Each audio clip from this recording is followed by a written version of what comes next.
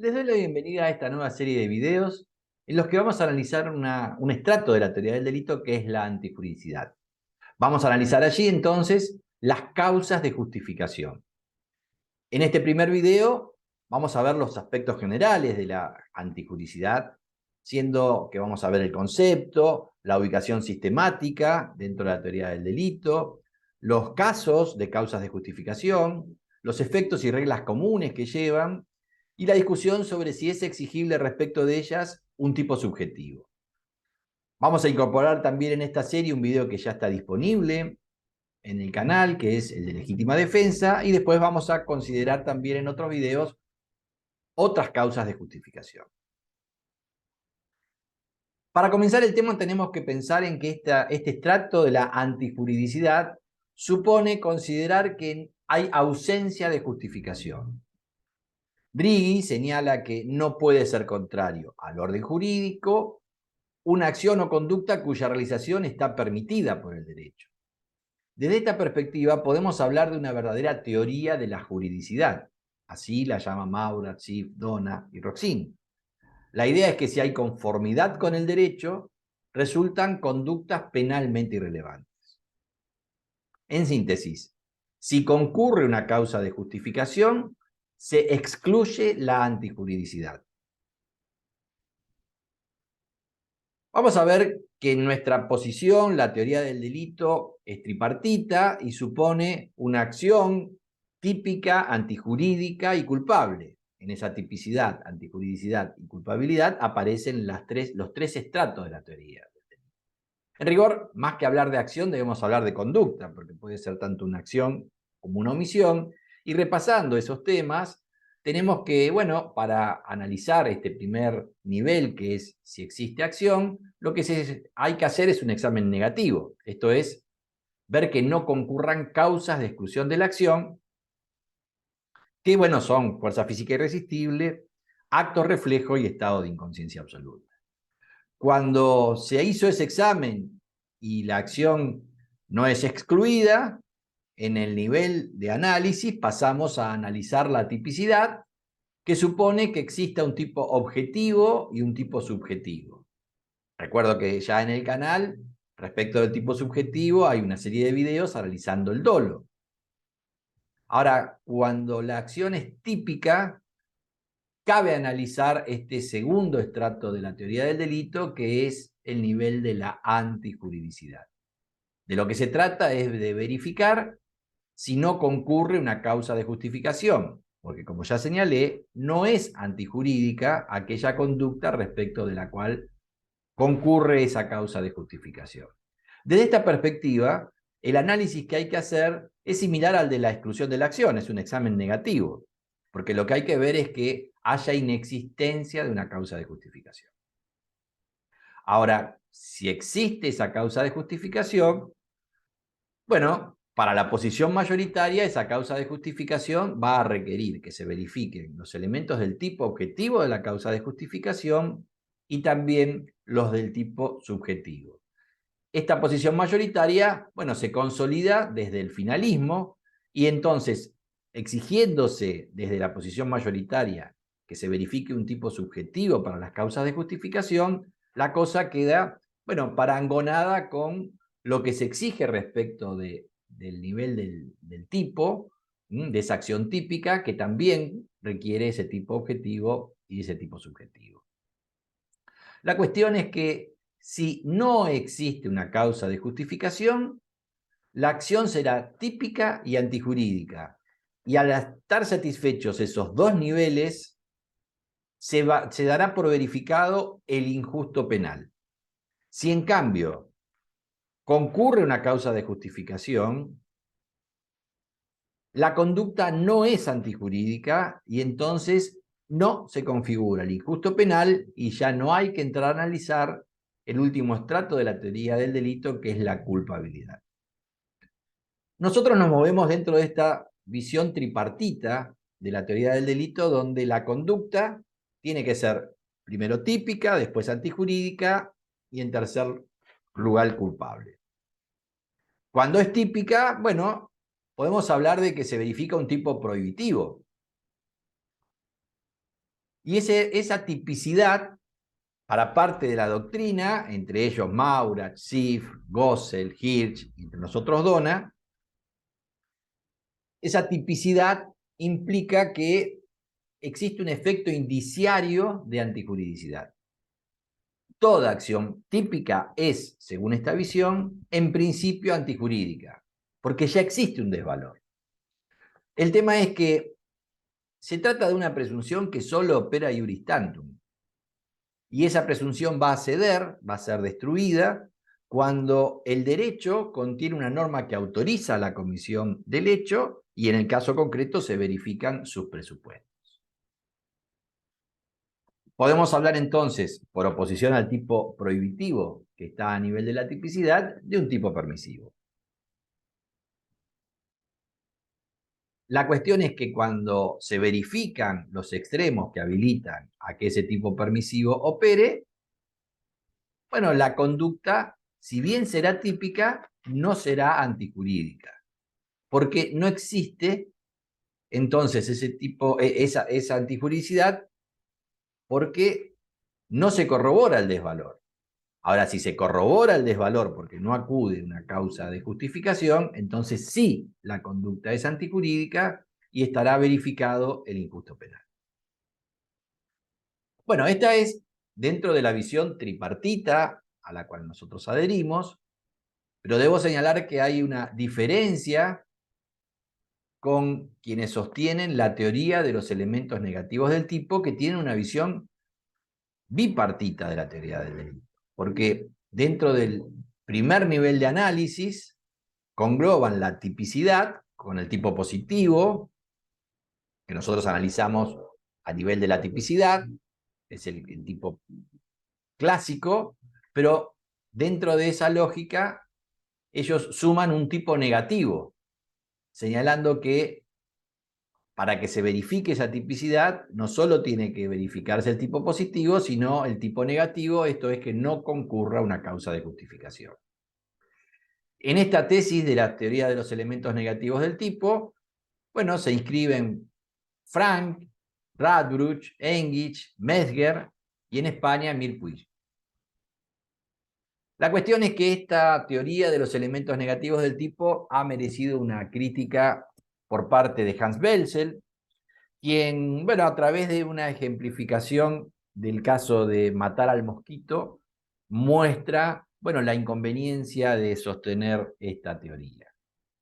El caso que propone es, bueno, ¿qué pasa cuando una persona mata a otra justificadamente y mata también a un mosquito? Dentro de la realidad de los elementos negativos del tipo, en los dos casos, bueno, no habrá tipicidad. Y lo que señala Belzel es que esto no parece razonable. Matar a un mosquito es socialmente admisible, no está tipificado, pero matar a una persona sí, aunque claro, cuando es por una causa de justificación, como por ejemplo legítima defensa, bueno, estará justificado, pero no es lo mismo que decir que eso es atípico. Con lo cual, esta teoría de los elementos negativos del tipo, bueno, va a tener impacto muy fuerte en lo que es la teoría del error. Vamos a ver dónde están previstas y cuáles son las causas de justificación. Y respecto de dónde están previstas, la respuesta es que lo están en todo el ordenamiento jurídico. Hay un ordenamiento jurídico único que comprende las distintas ramas del derecho. Por supuesto que van a aparecer en el Código Penal, en la parte general, y así lo establece, por ejemplo, el artículo 34 del Código Penal argentino, aunque no todo lo que allí está previsto son causas de justificación. Incluso hay causas de justificación que aparecen en la parte especial del Código Penal. Por ejemplo, lo que se conoce como aborto terapéutico, en el artículo 86, inciso 2. Esto aún luego de la reforma que sufrimos con la incorporación bueno, interrupción voluntaria del embarazo, sigue estando esa causal de justificación cuando se supera la semana 14 de embarazo. También puede estar en el Código Procesal, Y de hecho en el Código Procesal Penal, por ejemplo, el artículo 287 faculta en ciertos casos a los particulares a detener, con lo cual estarían privando de libertad a una persona, pero lo harían justificadamente cuando, bueno, es en flagrancia. Pero obviamente no solo está estas causas de justificación en el ámbito del ordenamiento penal o vinculado al penal, sino también en otras ramas del derecho, en normas extrapenales. Y para citar un ejemplo clásico, tenemos el derecho de retención, que está previsto en el Código Civil y Comercial, en el artículo 2587 y siguientes, ese derecho de retención, que permite que, bueno, alguien que ha recibido una cosa, bueno, tenga derecho a retenerla hasta que, por ejemplo, no le paguen por el arreglo de esa cosa. Lo mismo aparece, por ejemplo, con el derecho de retención del posadero. Yo me hospedo en un hotel, no pago, y tienen derecho a retener mis cosas hasta que yo pague. Ahora, ¿cuáles son las causas de justificación? Bueno, son aquellas que están legalmente previstas como normas autónomas y que son normas de permisión. Dona señala que estas causas de justificación son metanormas, que lo que hacen es regular la colisión entre bienes jurídicos que se encuentran en conflicto entre sí. Señala que, bueno, de verificarse esta causa de justificación, lo que pasa es que retrocede las normas de conducta, los tipos prohibitivos.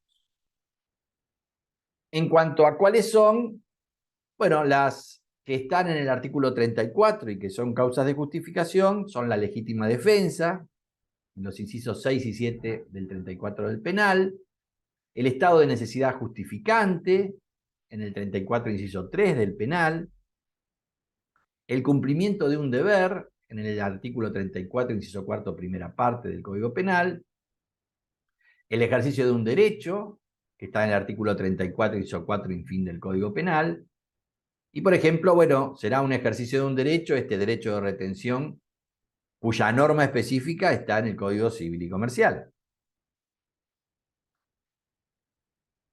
Otra causa de justificación que tiene su discusión es el consentimiento. Para algunos, como veremos, es una causa de justificación y para otros excluye la tipicidad. Vamos a ver cuáles son los efectos y reglas comunes para las causas de justificación. En este sentido voy a seguir, bueno, en rasgos generales la obra de Dona. Y en este sentido, en primer lugar, debemos decir que si se dan los requisitos de la causa de justificación, como venimos diciendo, la conducta no es antijurídica. Queda excluido un injusto penal, cuya verificación impone que la conducta sea típica y antijurídica. En definitiva, no es delito. Y ya no hay que pasar a analizar el estrato de la culpabilidad. Un segundo efecto o regla general es que las causas de justificación lo que conceden es un derecho al titular, a quien puede utilizarla. Y el titular la puede hacer valer con el uso de la fuerza, por supuesto dentro de los límites legales. Si yo actúo en legítima defensa, puedo hacerlo con fuerza, siempre y cuando me mantenga dentro de los límites legales para que la causa de justificación siga siendo operativa. En este sentido, ese derecho que se le concede al titular es indiferente respecto a si ese sujeto actúa en base a una facultad o en base a una obligación legal. Por ejemplo, la detención por un particular, como recién mencionábamos en el 287 del Código Procesal Penal de la Nación, o, bueno, detenido por un policía en cumplimiento de un deber. En tercer lugar,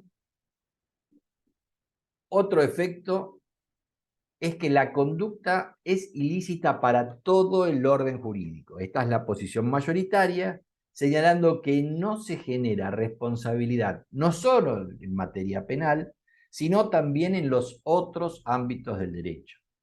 Esto es, esa conducta que está justificada no puede producir consecuencias, no solo en penal, sino tampoco en materia civil, comercial, laboral o administrativa. Hay una posición, bueno, minoritaria, que la sostiene Gunther, y entre nosotros Righi sigue a Gunther, donde, bueno, se distingue causas de justificación que excluyen la responsabilidad en todo el orden jurídico, pero también hay casos especiales que son causas de justificación que pueden ser consideradas de menor intensidad, donde solo se excluye el injusto penal. Y de hecho, Righi, siguiendo a Gunther, pone un ejemplo donde se ejerce una legítima defensa, pero para la cual yo me valgo del bastón de un tercero que se rompe. Y entonces, bueno, Righi, siguiendo a Gunther, señala que en ese caso se excluye la responsabilidad penal, pero podría responder por daños y perjuicios respecto del dueño del bastón, quien ejerció legítima defensa rompiendo el bastón de ese tercero. Bueno, Dona en su obra critica la posición de Gunther. La cuestión es que una cuarta consecuencia o efecto es que si un inimputable actúa bajo causa de justificación, no se le puede aplicar una medida de seguridad, porque la medida de seguridad, como bueno, un sistema binario junto a la pena para la persona imputable, medida de seguridad para el imputable, supone que el inimputable haya realizado una acción típica y antijurídica. Si realizó una acción típica pero estaba justificado, ya es imposible aplicarle una medida de seguridad, bueno, porque justamente excluye esa posibilidad, como venimos señalando. Una quinta consecuencia es lo que se conoce como deber de tolerancia. Deber de tolerancia respecto de quien actúa al amparo de una causa de justificación. Una consecuencia de esto es que que alguien no se puede oponer, no puede oponer una propia causa de justificación contra la persona que obra justificadamente. O sea, si alguien actúa en legítima defensa, la persona que fue el agresor no puede a su vez actuar en legítima defensa. Otra consecuencia es que se extiende a los partícipes por el principio de accesoriedad en materia de participación. Con lo cual, si por ejemplo alguien que está actuando en legítima defensa es ayudado por alguien o es instigado a que actúe en legítima defensa, estará justificado quien actuó en legítima defensa, y por esta idea de accesoriedad también estará justificado quien lo ayudó o lo instigó a actuar en legítima defensa. Lo que sucede es que las causas de justificación son generales, son objetivas, y juegan, entonces, linkean con esta idea que en materia de autoridad y participación se llama principio de accesoriedad. En cambio, a nivel de la culpabilidad, o incluso de un nivel posterior, la punibilidad, ahí, bueno, la inculpabilidad y la no punibilidad son individuales, son subjetivas. Puede ser que dos personas cometan un delito como acción típica y antijurídica, y a nivel de la culpabilidad uno sea inimputable y el otro no. Por lo cual la inimputabilidad solo operará respecto de aquel que reúne esa condición y el otro será culpable. Y lo mismo sucede con un último estrato, que es el de la punibilidad, porque puede ser que respecto de estos mismos dos personas que actuaron de manera típica, antijurídica y culpable, bueno, quien era inimputable quedará allí con su situación, será resuelta a nivel de la culpabilidad, pero el que es imputable puede ser que esté amparado por una excusa absolutoria. Por ejemplo, la del 185 del Código Penal, que prevé que no es punible el cónyuge que hurta o daña o defrauda a su otro cónyuge. Otra consecuencia, pero esto es para la posición mayoritaria, y ahora después nos vamos a detener en esto, es que para la operatividad de las causas de justificación se necesita que concurra este tipo objetivo, subjetivo. Y finalmente, a nivel del error, para nuestra teoría tripartita del derecho, bueno, los errores que operen a nivel de la antijuricidad son errores de prohibición. Esto obviamente dentro de la teoría del error en la teoría tripartita. Vamos a ver por último el tema del tipo subjetivo de las causas de justificación, que como dije, bueno, no es pacífico. En origen, la doctrina clásica no lo exigía. Esto es, para que operara la causa de justificación, bastaba que concurrieran los presupuestos objetivos de la causa de justificación, sin exigir un tipo subjetivo. Esta es una concepción meramente objetiva y, por ejemplo, la sostuvo en origen Bauman y, bueno, en la actualidad es Spendel quien sostiene esta tesis. Entre nosotros cabe citar a Santiago Nino y, bueno, también a Zaffaroni, a Laja y Slokar en su obra, y en este sentido Zaffaroni modificó lo que antes venía sosteniendo. Para esta tesis, entonces, la causa de justificación, bajo esta concesión objetiva, solo requiere que se verifiquen los elementos objetivos, ese tipo objetivo. En cambio, hoy la exigencia, bajo la teoría mayoritaria, como doctrina dominante, a partir del finalismo, es que se necesita no solo la concurrencia objetiva de los elementos que conforman la causa de justificación, sino también a nivel subjetivo. Exigen este tipo subjetivo. Así, por ejemplo, Belzel, padre del finalismo, Maurach, Wessels, Ježek, Strattenberg, Pfister, Bacigalupo, y entre nosotros Sanzinetti, Esteban Righi y Edgardo O'Donnell. Esta solución de exigir un tipo subjetivo es consecuente con un concepto de injusto que no se limita a valorar y desvalorar resultados, sino también acciones humanas. Por eso el finalismo como acción final. Así, desde esta perspectiva, no solo necesitamos el tipo objetivo de esa concepción objetiva, sino también, como ya venimos diciendo, que se satisfaga un tipo subjetivo. Y ese tipo subjetivo requerirá que se obre con conocimiento de la situación justificante y para muchos, por ejemplo, entre ellos Dona, que también obre con voluntad de defensa, o sea, no solo conociendo las circunstancias de ese tipo objetivo, sino también con voluntad de defensa. En este sentido se replica la discusión que vimos en el video específico de dolo, porque hoy, respecto del dolo, ya algunos no siguen la definición clásica de Belzel, de que es conocimiento y voluntad de realizar el tipo objetivo, sino que exigen solo conocimiento. Le sacaron la voluntad. Conocer y querer, saber y querer, algunos, como por ejemplo Pfister, también Roxin, y como vimos en aquel video de la serie de Dolo, bueno, otros autores como de nosotros Bacigalupo, ya no exigen entonces la voluntad. Otros sí, en cambio, entre ellos, como dije, Dona, y esa es una posición que por ahora entre nosotros parece mayoritaria. Pero claro, en Alemania parece ser ya no ser la posición dominante. Con lo cual, bueno, no solo están quienes requieren el tipo subjetivo, sino que al tipo subjetivo le exigen distintos condimentos.